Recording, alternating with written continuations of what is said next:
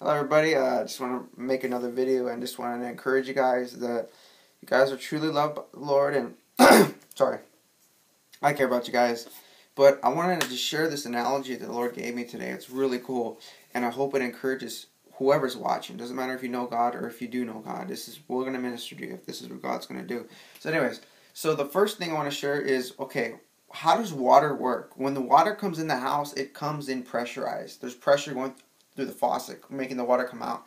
When the water leaves the house, there's no pressure. Similar analogy with electricity. Electricity enters the house pressurized on hot wires, and then the electricity leaves the house on. There's no more pressure. There's no more like high electricity. It leaves without pressure, and it's called neutral wires. So anyways, what I want to share is each of us were born into this world into sin. We all know that we're sinners.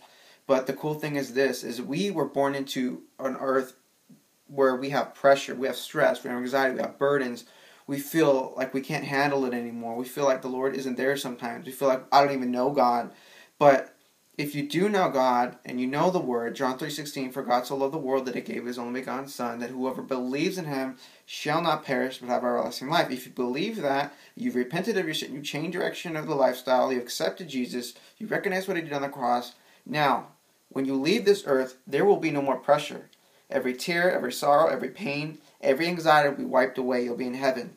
But if you do not leave the house, if you don't leave this world with the gospel and accept the gospel, you will leave with continual pressure. And we all know what that is. That's hell. It's a place where God didn't intend people to be, but because sin entered the world, He has to judge it righteously. So anyways, I want to share that with you. I want to encourage you. Keep reading, keep praying, and look at the big opportunity that we have right now in this world. We just heard that the Ariana Grande concert, there was a bomb, and now let's look at it as a blessing because those people are going to be hurting. They're going to be struggling to figure out, why did this happen? Why is my living?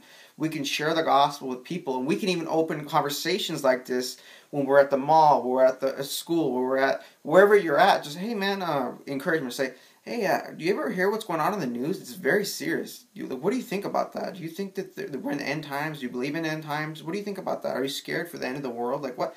Start a conversation just like that. But just want to pray real quick.